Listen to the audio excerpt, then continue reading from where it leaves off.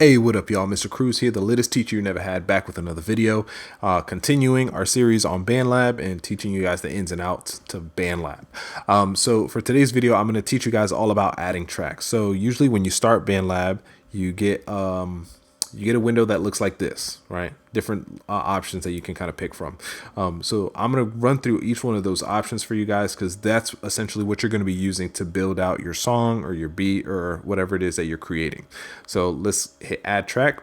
I'm just going to explain to you what each one of these are, and then later on in another video, I'll go in detail as to what each one does and how you can use it. So let's start with instrument.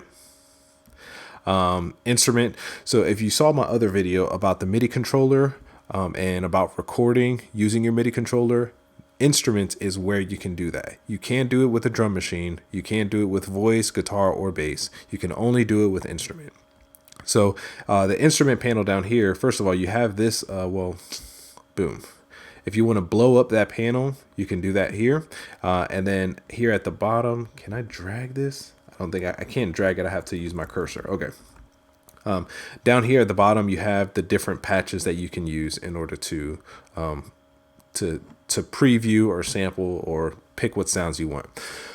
With this, however, I want to explain something, is that you have these drop down arrows here are where you would select your sounds. So the drop down arrow at the top, if you think of it like your computer, the drop down arrow at the top is your folder, right? So these are the different folders. So this is the bass folder, this is the brass folder, this is drum pads folder, guitars folder, so on and so forth.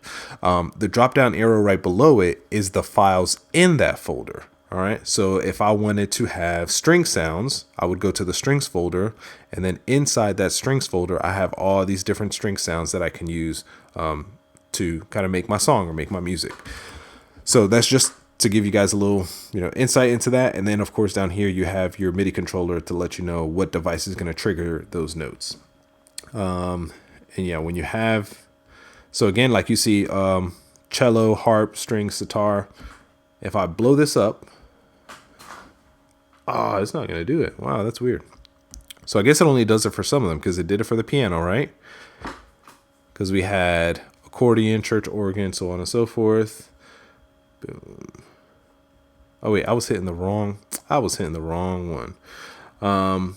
So these down here are not necessarily, let me see if I can go back. I'm sorry, y'all. I'm sorry. Because I want to see if it works for guitar. Boom. Okay. Yeah, so these down here are not necessarily patches for your instruments. These are patches for effects that you can use to apply to the sound that you're using. And then, of course, down here you have the same parameters, the same settings that you have over here on the left side, which is turning it left and right. This is actually for the volume, but you can also apply reverb. Reverb is just a fancy word for making a sound as if, or mimic as if it was being played in like a large empty room. So bam, so that's instrument. Then you have drum machine. Yo, drum machine is way too in depth for me to go into one video. So check out my other video where I explain drum machine in depth in more detail, because this is a beast in and of itself. But anyways, there you have your drum machine. And of course, your drum machine, you can also select different types of kits that you can use. So this one actually, the folder is the same, but you have two files, and these two files have a whole bunch of other different files inside of them that you can use.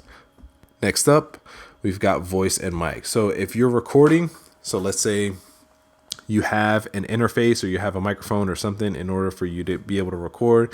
See, it's asking me right here if it wants to use my mic. If I were to say allow, I'm not going to allow it because I'm using the mic that I have right now to talk. So I don't want to do that because then I would get feedback.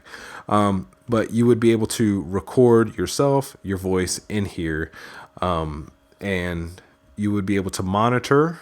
Right. This is like your monitor. So as loud as I would be, this is what would let me know where my peak is as far as the loudness or the volume of my voice. And here you can also select whatever devices and whichever channels. So this is going into a preamp or recording interface, because some of them come with several different inputs, right? So you could hook up, you might be able to hook up an entire band, a guitarist, a singer, a keyboardist, a vocalist, and all this other stuff. And then you would just select whichever channel you would want to use in order to record. And then it has monitoring. Monitoring is you would select that if you want to be able to hear what you're saying in your headphones or as you're recording it. So for example, some people, like in the mainstream and pop world, mainstream music, when an artist is recording using autotune, they want to be able to hear themselves, because if they go too high, they'll know not to, they'll know that they might be out of key or that they're hitting a note that they don't want to hit. So the same goes here. If you want to hear yourself singing as you're recording, you would hit this button that says monitor.